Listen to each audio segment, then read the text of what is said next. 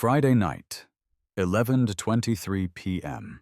I was sitting in my recliner, watching the late-game highlights, when my phone buzzed with a text that made my blood run cold. "Dad, don't come to the wedding tomorrow. Timothy's family thinks you're too rough around the edges. We don't want any awkwardness. Sorry." I'm Gerald Mason. I'm 57 years old, and I've been swinging hammers and running Mason construction for 22 years. I read that message 3 times before it really sank in. Then I did something that might surprise you. I smiled. Not because I was happy, but because after building this business from nothing, surviving on 4 hours of sleep and gas station coffee, I knew exactly what I was looking at. My daughter Patricia had just made the biggest mistake of her life, and I was about to teach her what those construction payments really meant. Let me back up and tell you how we got here. Patricia is my only child, 28 years old, works in marketing for some tech company downtown. Smart as a whip, always was. After my wife Karen died of breast cancer when Patricia was 12, it was just me and her against the world. I was 41 then, thought I had life figured out. Turns out being a single dad to a 12-year-old girl teaches you real quick that you don't know anything. Those early years were rough. I'd drop Patricia at school at 7:30, race to whatever job site needed me, work until dark, then pick her up from after-school care. She'd do homework at my kitchen table while I reviewed blueprints and estimated materials for the next day. Weekends were Little League games, grocery shopping, laundry, and trying to figure out how to braid hair for school pictures. Back then, I was just another construction worker with a pickup truck and a toolbox. Started Mason construction in 1995 with $800 and a dream. Sounds dramatic. But that's literally what it was. Karen's life insurance had covered the medical bills and mortgage, but there wasn't much left over. I had a choice. Stay working for other people's companies, or bet everything on myself. The first year nearly killed me. I took any job I could get, bathroom remodels, deck repairs, fence installations. Patricia would come with me on Saturdays, wearing a tiny hard hat I'd bought her at the hardware store. She'd hand me tools and ask a million questions about why we measured twice and cut once, why the foundation had to be level, why some wood was better than others. "Daddy, why do you work so hard?" she asked me once, sitting in the truck sharing a gas station sandwich while I reviewed the day's work. "Because I want you to have choices, baby girl. More choices than your old man ever had." She nodded like she understood, though at 13 she probably didn't. Not really. By the time she hit high school, Mason construction was growing. We had 3 full-time crews and were bidding residential developments. I reinvested every penny back into equipment and training. Patricia would joke that I loved my Caterpillar excavator more than her, but she knew better. Everything I built was for her future. College was never a question. Patricia had the grades for State University, and I had the money to pay for it. 4 years, $85,000 total. Then she decided she wanted an MBA. Another 2 years, another $45,000. I didn't blink. That's what the money was for. By then, Mason Construction was pulling in good money. We were the go-to contractor for 3 residential developments.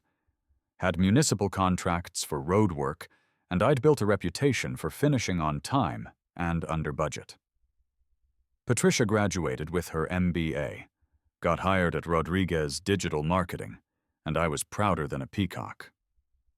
She moved into a nice apartment downtown, bought herself a new Honda with her signing bonus, and started dating Timothy Rodriguez. Yeah, the boss's son. I figured that might complicate things, but Timothy seemed like a decent kid. Polite, hard-working, treated Patricia well. When they got engaged last Christmas, I was happy for her. Really happy.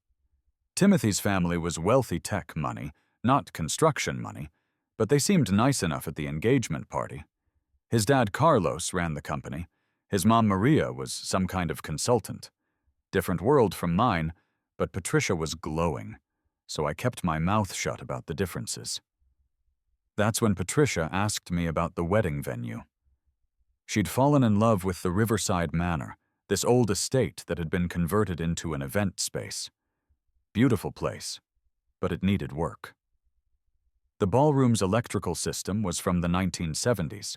The flooring was original hardwood that hadn't been properly maintained, and they wanted a custom bar area for receptions. Dad, could Mason Construction maybe help them with some upgrades? I know it's asking a lot, but it would mean so much to me if you could make it perfect. Perfect. That word meant everything to Patricia. I spent 3 months at that venue, personally overseeing every detail. New electrical throughout, refinished and sealed the flooring, designed and built a custom mahogany bar that belonged in a magazine. $22,000 worth of work, and I did it at cost because my daughter asked me to. The wedding was set for Saturday afternoon, 150 guests, $48,000 total cost. Patricia had saved some money, Timothy's family contributed, but most of it came from me. The dress, the flowers, the catering, the photography. I wrote those checks because that's what fathers do. At least that's what I thought fathers did. Now, sitting in my recliner at midnight, staring at that text message, I realized my daughter had a very different idea about what fathers were for. I set the phone down and walked to my home office, really just the spare bedroom where I keep my desk and filing cabinets. On the wall hang my contractor's license, my Better Business Bureau certificate, and a photo from when Patricia graduated college. She's wearing her cap and gown. I'm in my only good suit, and we're both grinning like idiots. That picture was taken 6 years ago. Somewhere between then and now, that proud college graduate became someone who thought her construction worker father was an embarrassment. I pulled out the Riverside Manor project folder. 22 weeks of work, start to finish. I'd taken that job during the slow season, mostly because Patricia asked, and partly because the venue needed serious help. The previous owner had let maintenance slide for years. When I first walked through with my measuring tape, I counted at least 15 code violations. The electrical work alone took 4 weeks. The original wiring was aluminum from the 1970s, dangerous as hell. I had my electrician Vincent Davis rewire the entire ballroom, kitchen, and bar area. New breaker boxes, GFCI outlets, updated lighting that could handle modern sound systems. That work ran $8,500, and I charged them $6,000. The flooring was another nightmare. Beautiful original hardwood, but water damaged in 3 spots and worn down to bare wood in the high traffic areas. My crew stripped, sanded, and refinished 2,400 square feet of oak flooring. Materials and labor should have been $7,200. I charged them $4,500. Then there was the custom bar. Patricia had seen something similar in a magazine and asked if we could build something like that, but better. So I designed a 12-foot mahogany bar with brass fittings, built-in wine storage, and a granite top. The materials alone cost $4,800. I charged them $2,000 and threw in the labor for free. The venue manager, a lady named Susan Thompson, I couldn't believe the numbers when I presented the final invoice. "Mr. Mason, this seems very reasonable. Are you sure about these prices?" "It's for my daughter's wedding," I told her. "I want everything perfect." Perfect. There's that word again. Now, sitting in my office at midnight, I realized that my idea of perfect and Patricia's idea of perfect were 2 very different things. She wanted a perfect wedding with perfect people in a perfect venue. I just wanted to be there to see my daughter marry a good man. Funny thing about construction, everything runs on contracts, permits, and relationships. The Riverside Manor couldn't legally host events without our electrical work being signed off by the city inspector. That sign-off required my signature as the licensed contractor on the project. The final payment of $7,500 was scheduled to process Saturday morning, tied to that final inspection approval. Without that payment, without my signature, as that wedding wasn't happening, I picked up my phone and called Vincent. He's been my best friend and business partner for 15 years. Started as my electrician.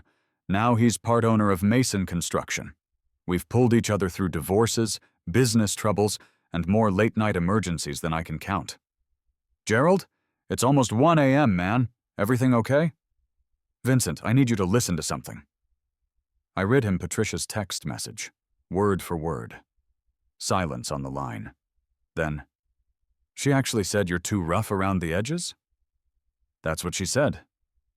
The girl whose treehouse you built by hand? Whose car you fixed every time it broke down in college? Who called you crying at 2 a.m. when her first boyfriend dumped her and you drove 3 hours to bring her ice cream? Same girl. Vincent was quiet for a moment.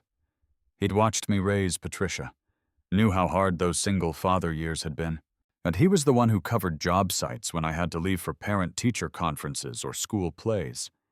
He understood what that text message meant. What's the plan, boss? I looked at the Riverside Manor contracts spread across my desk. Those final payments for the venue work, they're not going through tomorrow. Gerald, that's $7,500 they're expecting to clear before the ceremony. I know exactly what it is, and I know exactly what happens if it doesn't clear. You sure about this? This could blow up big. I thought about all those Saturday mornings when Patricia was little, how she'd ride shotgun in my truck to job sites. She'd wear her tiny hard hat and ask to help with everything. Can I carry that board, Daddy? Can I hold the flashlight? Can I help you measure? I taught her to read a tape measure when she was 10. Showed her how to use a level, how to check if corners were square, how to tell good lumber from bad. She was proud of those skills back then. Proud to be my daughter. Was proud to tell people her dad was building their neighbor's new deck. When did that pride turn to shame? Yeah, Vincent, I'm sure. All right then. What do you need me to do? Be ready to answer your phone tomorrow. Things are going to get interesting. We hung up, and I sat there staring at those contracts. The Riverside Manor had beautiful grounds, a historic mansion, and after our renovations, a ballroom that could hold its own against any venue in the state. Patricia's wedding was going to be gorgeous. If it happened. I thought about calling her back, maybe trying to work things out over the phone. But what would I say? Sorry, I'm too rough around the edges, sweetheart. I'll try to be more sophisticated for your special day. Like hell I would. I built Mason Construction from nothing. Earned every dollar with honest work, calloused hands, and a reputation for showing up on time and doing the job right. I raised Patricia to understand the value of hard work and to respect the people who build and fix and maintain the world around her. If she'd forgotten those lessons, tomorrow was going to be a refresher course. At 1:30 a.m., I finally went to bed. Set my alarm for 6 o'clock. Construction workers don't sleep in, even when they're planning to teach their ungrateful daughters a lesson about respect. Saturday was going to be a very interesting day. Saturday morning came like a freight train. I was up at 6 a.m., same as always. Old habits die hard, and construction workers don't believe in sleeping late. I made coffee, read the sports section, and waited for my phone to start ringing. It didn't take long. First call came at 8:17 a.m. from Susan Thompson at Riverside Manor. Mr. Mason, we have a situation with the final payment processing for your renovation work. What kind of situation, Susan? The payment authorization was put on hold. Our system shows we can't proceed with today's events until all contractor obligations are resolved. I sipped my coffee slowly. That's correct. Sir, we have the Rodriguez-Mason wedding here in 6 hours. 150 guests are expected. I'm aware of that. What can we do to resolve this? The family has been planning this for months.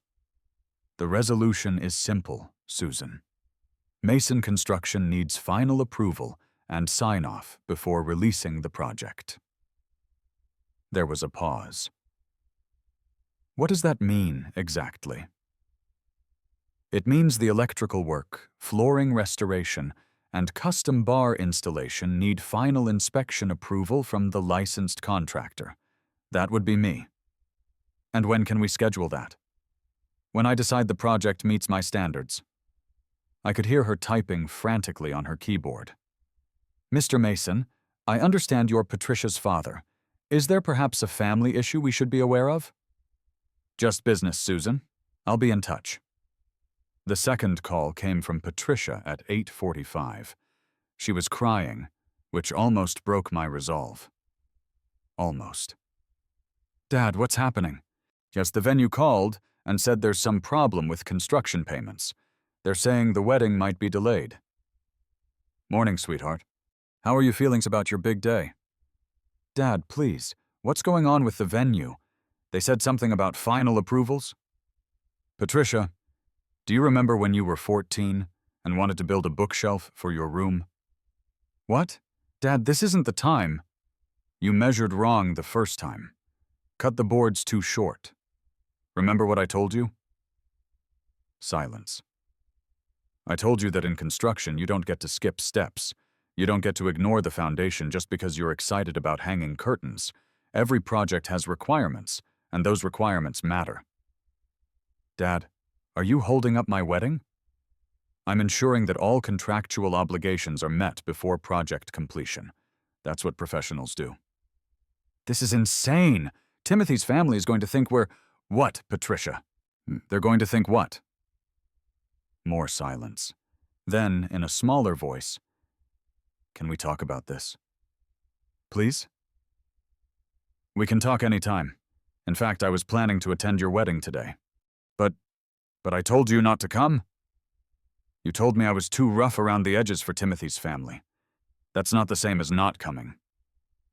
I could hear her talking to someone in the background, probably Timothy. Then she came back on the line. Dad, I'm sorry about the text. I was stressed, and Timothy's parents made some comments, and I just thought, you thought what would be easier, Patricia? If your rough around the edges father just disappeared for the day? No, that's not... I just wanted everything to be perfect. Perfect for who?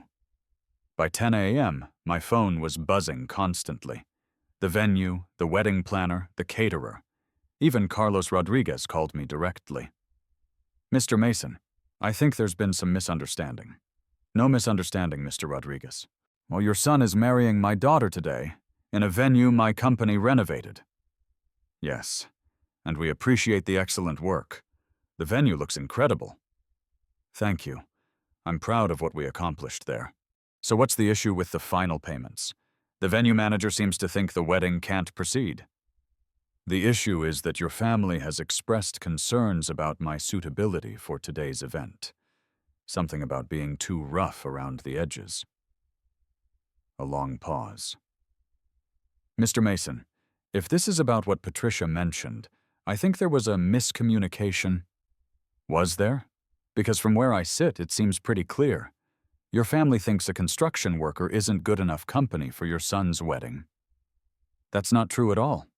We respect what you do. Do you, Mr. Rodriguez? Because I spent 22 years building a business from nothing. I raised Patricia alone after her mother died. Every dollar that paid for her education, her car, her apartment, and this wedding came from honest work with these hands. I understand. And I respect that. I'm not finished.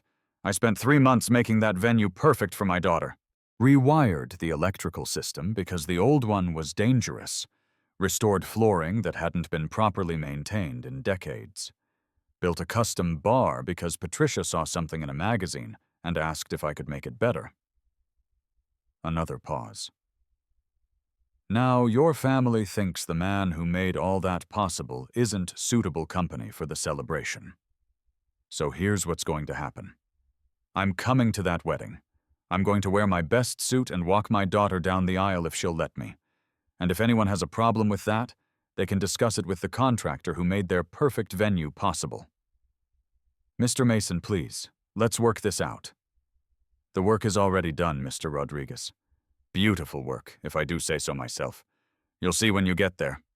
At 1 p.m., I put on my navy blue suit. The one I'd bought for Patricia's college graduation. I grabbed my hard hat and tool belt from the truck.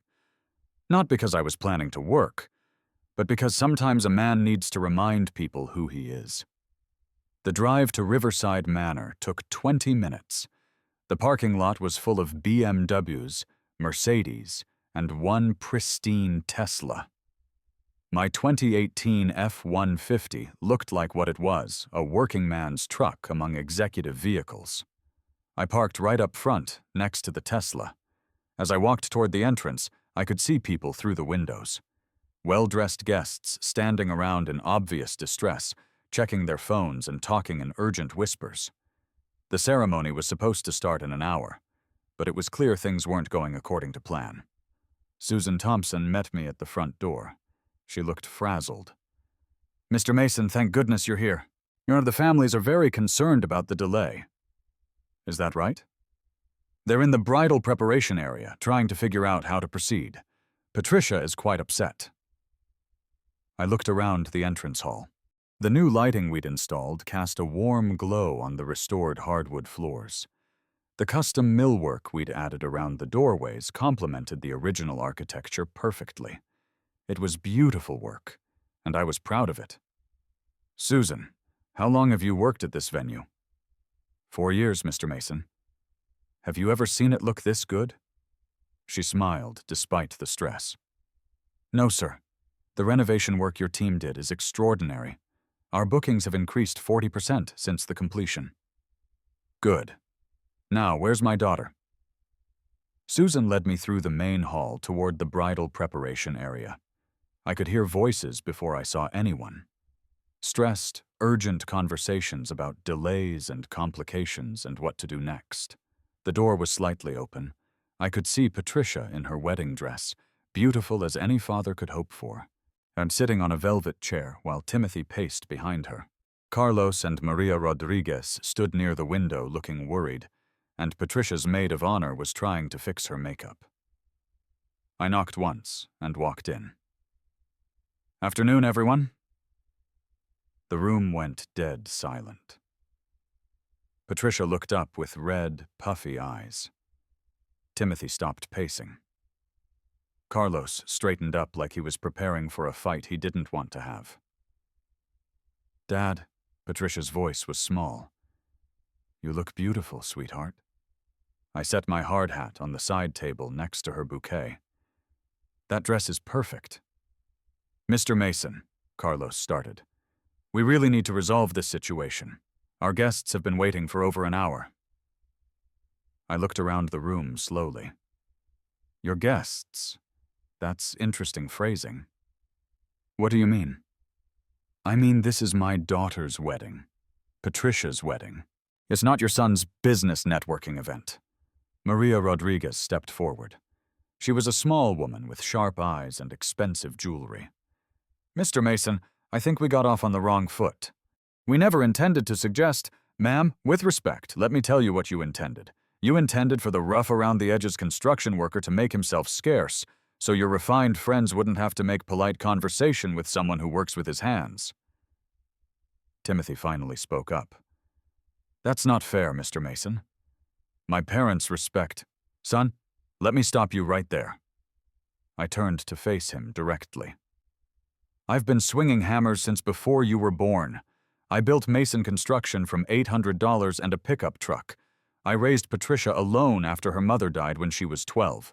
Every dollar that paid for her education, her apartment, her car, and this wedding came from honest work." I gestured toward the window overlooking the ballroom. "And that room where you're planning to get married? And I spent 3 months making it perfect for my daughter." Patricia was crying again. "Dad, please." "I'm not done yet, baby girl." I walked to the window. "You see that lighting system? We rewired this entire building because the old electrical was dangerous. Those floors? We stripped, sanded, and refinished 2,400 square feet of original hardwood. That bar where your guests will be drinking? I designed and built it custom because Patricia showed me a picture in a magazine and asked if I could make something better. The room was silent, except for Patricia's quiet sobbing. $22,000 worth of work. I charged them $12,000 because it was for my daughter's wedding. I wanted everything perfect. I turned back to Patricia. Perfect. That's what you wanted, right? Well, sweetheart, this is as perfect as it gets. A venue I personally renovated, filled with people celebrating the daughter I raised alone, wearing a dress I paid for, and marrying a man who seems to love her. Dad, I'm so sorry. The only thing that wasn't perfect was the text message telling me I wasn't good enough to attend. Patricia stood up, her wedding dress rustling. I was wrong. I was so wrong. Timothy's parents made some comments about social differences, and instead of defending you, I got scared. I wanted to fit in with their world, and I forgot that you built my world. She walked over and took my hands. Her fingers were shaking. Dad, you're the best man I know. You taught me to use tools, to balance a checkbook, to change a tire, to stand up for myself. You never missed a school play or parent conference. When Mom died, you learned to braid hair and help with homework and make me feel safe when everything was falling apart. Timothy stepped forward. Mr. Mason, Patricia's told me so many stories about growing up with you. The treehouse you built, the bookshelf project, teaching her to drive in empty parking lots. I've been looking forward to having you as a father-in-law. I studied his face. Have you, son? Yes, sir. And I owe you an apology. I should have shut down my parents' comments immediately. I should have defended Patricia's family, my family now, instead of letting her think she needed to choose sides. Carlos cleared his throat. Mr. Mason, I run a technology company.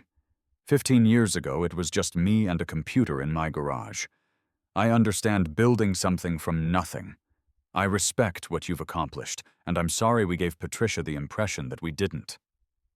I looked at Maria. She nodded. I judged you based on assumptions about class and education. That was wrong. Patricia is a remarkable young woman, and clearly she was raised by a remarkable father. Patricia was still holding my hands. Dad, will you walk me down the aisle? Please? I picked up my hard hat and set it firmly on my head. Sweetheart, but I didn't drive all the way out here to miss walking my daughter down the aisle. The ceremony itself was beautiful.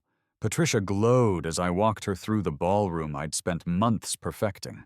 When the pastor asked who gives this woman in marriage, I said loud and clear, her mother and I do. Karen would have been proud. During the reception, I gave a toast, kept it simple. To Patricia and Timothy, may your marriage be built on the same foundation as everything else worth having: honesty, hard work, and respect for the people who love you. 3 months later, Patricia started working part-time at Mason Construction. Not because she needed the money, but because she wanted to understand the business that built her life. She's learning to read blueprints, manage job sites, and yes, she can swing a hammer pretty well now. Last Sunday, she brought Timothy over for barbecue. We grilled burgers, watched football, and Patricia told stories about the commercial projects she's been visiting. So Timothy asked me to teach him to use a circular saw. Dad, Patricia said as they were leaving, thank you for not giving up on me. I handed her a small wooden jewelry box I'd made in my workshop. A little crooked, rough around the edges, but built with love. Sweetheart, that's what fathers do. We show up, even when we're not invited. Sometimes love looks like frozen construction payments. Sometimes it looks like standing in a wedding venue with your hard hat on, demanding the respect you've earned. And sometimes, the best times, it looks like teaching your daughter that the hands that built her world deserve the same respect as the college degree they paid for. Mason Construction is still growing, and now I've got 2 apprentices learning the trade. Not bad for a guy who's too rough around the edges. that a man's worth isn't measured by his office address or the softness of his hands. It's measured by what he builds for the people he loves, and whether he has the backbone to demand the respect those sacrifices have earned. Sometimes the greatest gift you can give your children isn't making their life easier. It's teaching them to value the hard work that made their choices possible in the first place.